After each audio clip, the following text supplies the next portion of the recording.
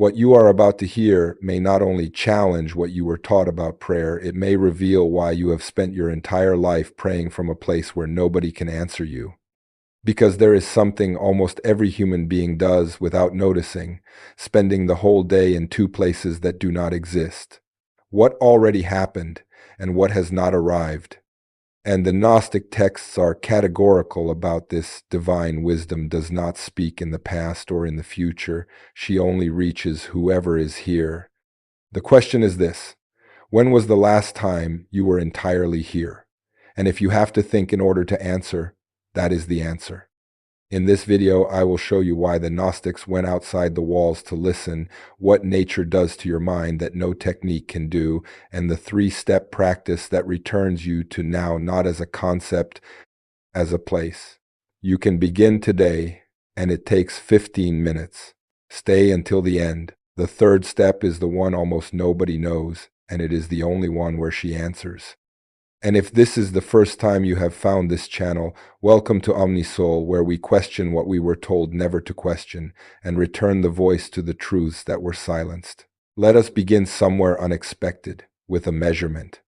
In 2015, researchers at Stanford ran an experiment whose result was too specific to be a coincidence. They took participants and split them in two. One group walked 90 minutes through a natural area. The other walked 90 minutes beside a busy highway. Same duration, same physical effort. The only variable that changed was the place. Afterwards, they measured two things: levels of rumination, that thought which spins and never concludes, and activity in a region of the brain called the subgenual prefrontal cortex, associated with exactly that kind of repetitive, self-focused thinking. The nature group dropped on both counts. The highway group did not. 90 minutes, no therapy, no technique, no instruction whatsoever, only the location. And the Japanese had reached the same conclusion from a different direction decades earlier. In 1982, their Ministry of Agriculture, Forestry and Fisheries coined an official term: Shinrin Yoku forest bathing. Not hiking, not exercise, not sport. Going into the forest and staying there. A government treating that as public health policy. Now hold that finding, because on its own it is just a nice fact about walking. What makes it extraordinary is that something written 1700 years earlier had already said the same thing, and said times why. Because here is what nobody connects. If your mind is spinning, you are not here. Rumination is time travel. It drags you into what already happened or into what has not arrived. And the Gnostic texts are unambiguous that those two tenses are precisely where divine wisdom cannot reach you. And notice what rumination actually costs you, because it is not just discomfort. Every hour spent inside that loop is an hour you were not present for anything, not for the meal, not for the person across the table, not for the light coming through the window that afternoon. Those hours are gone, and they were not taken by anyone. You spent them. Add up a decade of that, and you get a strange kind of loss, a life that was fully lived on paper and barely attended in practice, which means a walk among trees is not a pleasant backdrop for spirituality. It is the mechanism that switches off the thing standing between you and hearing. But what you are about to hear now goes far beyond that, because there is a contradiction at the heart of these texts that nobody explains, and it is the contradiction that gives the instruction. Before I show it to you, I have to be honest with you about something. And what I am about to reveal has layers that a single video cannot contain. For those who have been watching this channel and sensing that the fragments are pointing to something larger, the complete initiation exists.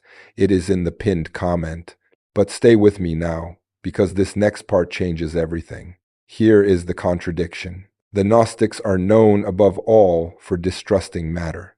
For them, the physical world was not the masterpiece of a loving God.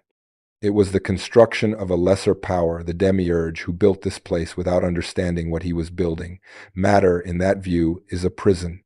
So, explain this. Why, inside those very same texts, is the instruction to go outside? Because that is what is written. Among the 13 leather books unearthed at Nag Hammadi in Egypt, there is a text called the Gospel of Thomas, 114 sayings attributed to Jesus with no narrative around them, no miracles, no crucifixion. Many scholars consider it one of the oldest surviving collections of sayings we have. And one of those sayings goes like this: split a piece of wood, and I am there. Lift up the stone, and you will find me there. Split the wood, lift the stone. Not enter the temple, not find the priest, not wait for Sunday. Break open something that grew out of the ground, and look inside. And another saying goes further: the kingdom of the Father is spread out upon the earth, and men do not see it. Spread out upon the earth, and people walk over it daily. So how does that live alongside the idea that matter is a prison? The answer is one of the central doctrines of these writings, and once you have it, everything locks. When the fall happened, the light did not remain intact somewhere far away. It broke. It scattered. Sparks of divine light were left dispersed inside matter, trapped in it, yes, but present in it. That is why there is something in you that does not belong to this place. And it is the same reason there is something in a tree that does not belong either. Matter is the prison. The light is inside the prison. Both are true at the same time. And that resolves something that trips up almost everyone who reads these texts for the first time. People come away thinking the Gnostics hated the world. They did not hate the world. They refused to mistake the container for the contents, which is a very different position and a far more sophisticated one. The container was built by something that did not understand what it was doing. The contents came from somewhere else entirely. Your job is not to worship the container, and it is not to despise it either. Your job is to learn to see through it. So when the text says split the wood, it is not writing poetry about the beauty of nature. It is telling you where the spark is easiest to find, and it is easiest to find there for a reason we are about to get to, one that has nothing to do with scenery. And there is a second saying in that same text that finishes the argument. The disciples ask when the new world will come, and the answer is, what you are looking forward to has already come, but you do not recognize it. Sit with that because it detonates something. It does not say be patient. It does not say have more faith, the moment will arrive. It says the thing you are waiting for is happening now, and the only problem is that you are not standing in the place where it happens. And that place is not geographical, it is a tense. Think honestly about yesterday. How many minutes did your mind spend in the present? How long rerunning a conversation that already ended, revisiting an old decision, defending yourself in a trial that will never be held? And how long on the other side, assembling what might go wrong next week, rehearsing what you will say? Add the two together. Now answer. How much was left for now? For almost everyone, the honest answer is almost nothing, a few loose seconds. And here is the consequence. If you are not here, nothing that is here can reach you. Not the person in front of you, not the food in your mouth, and not whatever it is you call on when you pray. You are not being ignored. You are asking from an empty address. Stay with me because now the two halves come together, and the reason it has to be nature and not your living room is more specific than you expect. And I need to stop here for a moment, because what I just explained, that exact architecture of how the soul became trapped and where the exits are, is the reason I created the ancient code. It is not an audio, it is not a single transmission. It is a complete Gnostic initiation. 5 private video masterclasses, the ancient code dossier you can hold in your hands, and a guided meditation series designed to activate what these videos can only describe. If you have been watching these videos for weeks and feeling that you are ready for the full path, not another fragment, but the entire map, this is what it was built for. Pinned comment or scan the QR code on screen.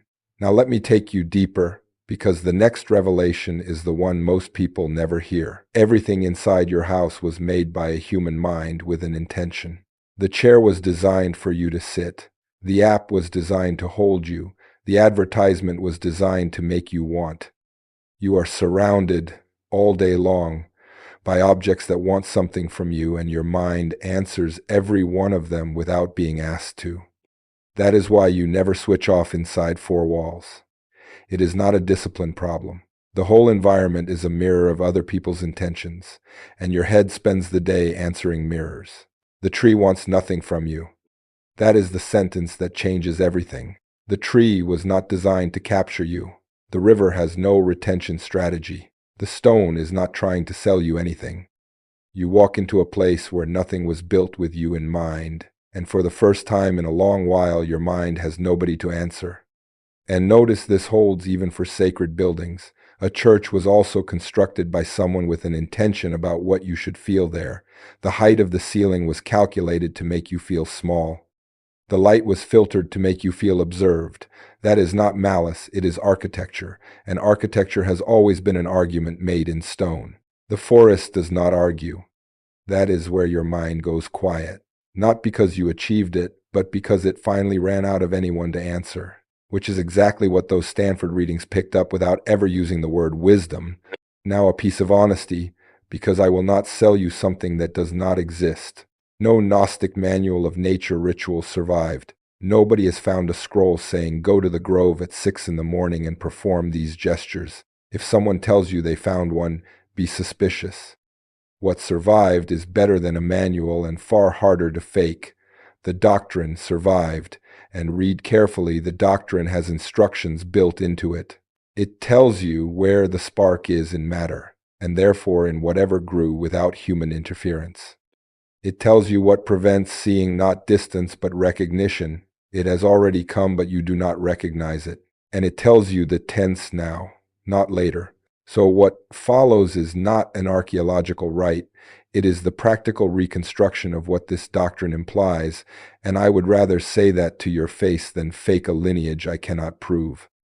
3 steps, 15 minutes, and far harder than it sounds, not through effort, but because each step runs against a habit you have held for decades.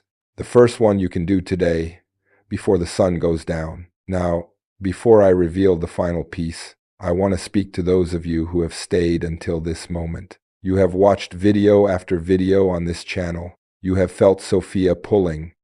You have recognized the signs.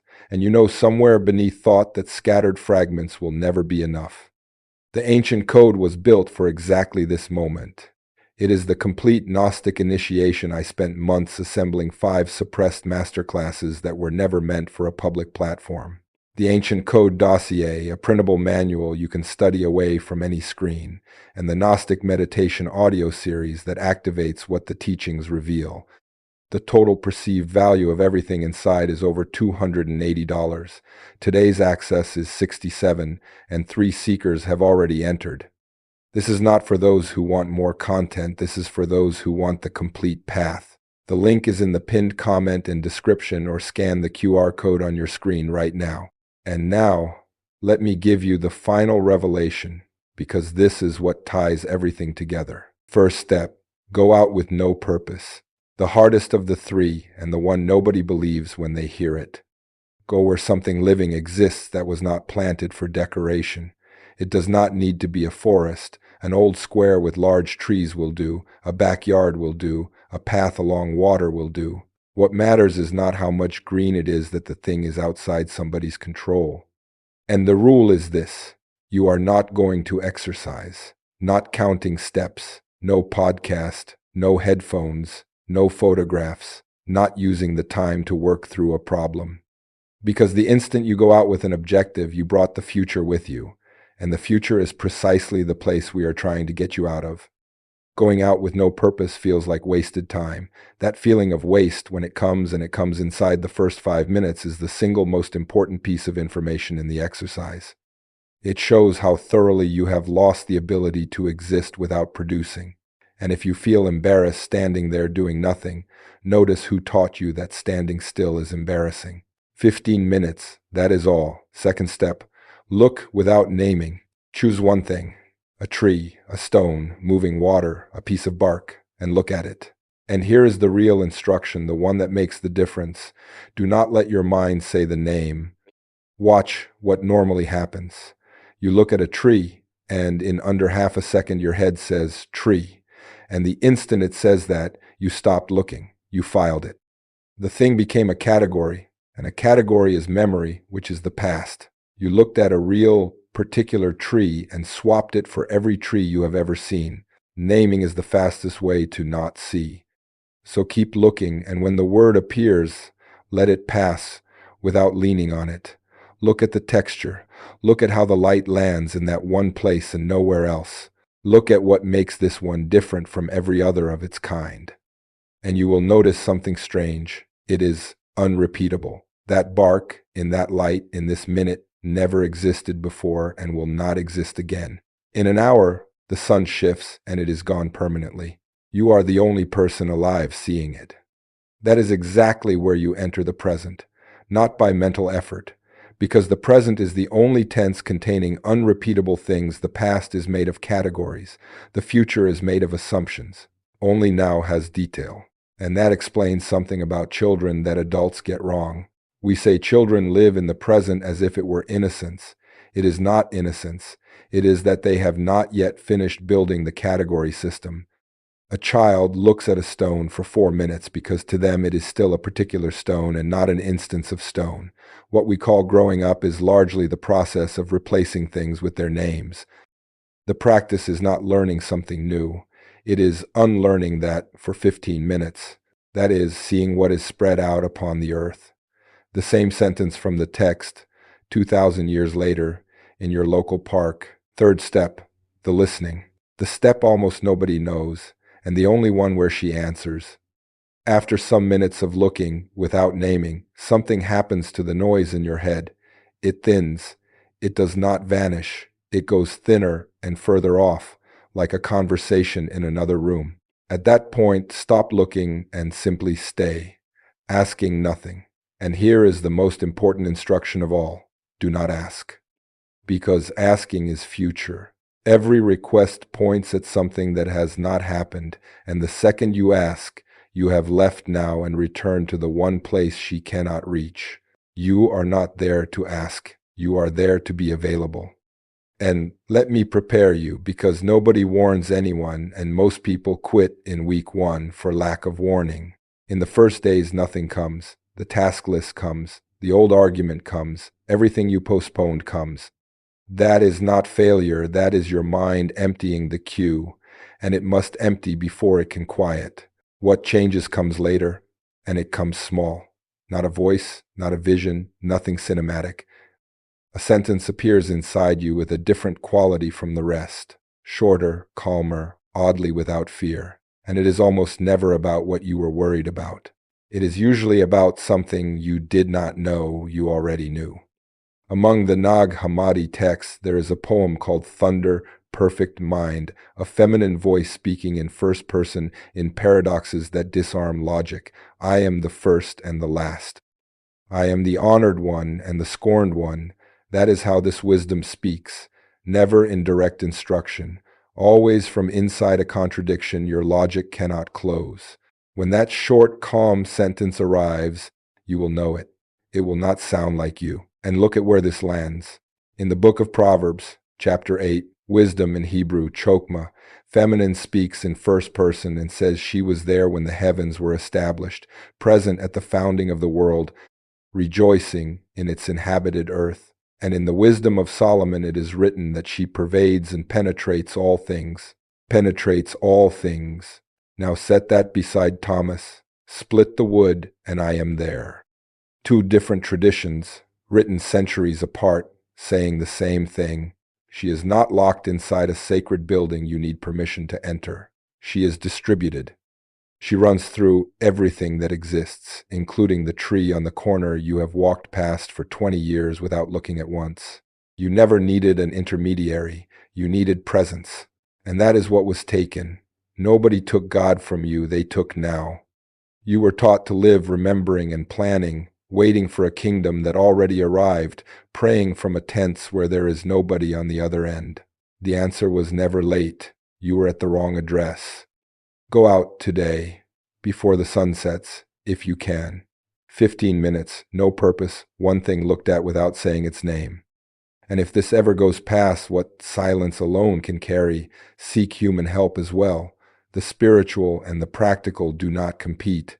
They walk together. And if today was the day you realize the fragments are over, the ancient code is waiting. the complete initiation, pinned comment. I will see you in the next awakening. One thing before you close this screen, and it is not for me. You know someone who has not been outside in far too long. Someone who moves between four walls and a screen and has forgotten there is a place where their head can rest. Send this to that person, one person. They will not go looking for it themselves. They have grown used to it. And tell me in the comments where your place is, that patch of nature, where you are able to stay. I read all of them. Subscribe and walk the rest of this road with me. And remember this, tomorrow morning, what you are looking forward to has already come. You only need to be in the tense where it is happening.